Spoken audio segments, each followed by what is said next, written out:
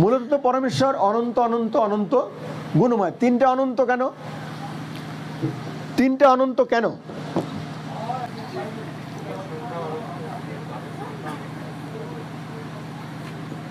প্রথম অনন্ত, গুণের সংখ্যা অনন্ত। গুণের সংখ্যা অনন্ত। আচ্ছা, এরপরে অনন্ত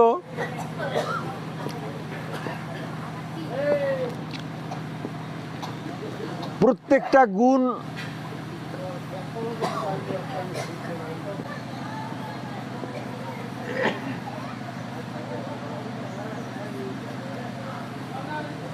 গুণের সংখ্যা অনন্ত, প্রতিটি গুণ অনন্ত ভাব সম্পন্ন বা ভাবপূর্ণ। এরপরে পরের অনন্ত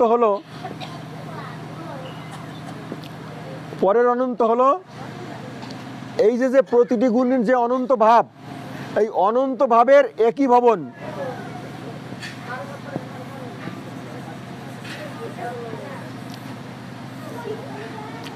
অনন্ত ভাবের একই ভবন।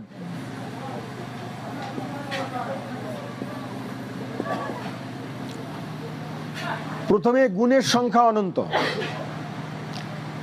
দয়া, প্রেম, ন্যায়পরতা ইত্যাদি। এখন দয়ার ভাব অনন্ত, প্রেমের ভাব অনন্ত, জ্ঞানের ভাব অনন্ত, ন্যায়পরতার ভাব অনন্ত। এই যে অনন্ত ভাবময় এক একটা গুণ, সেই অনন্ত ভাবের যে একই ভবন, সেইটি হলো শেষের অনন্ত।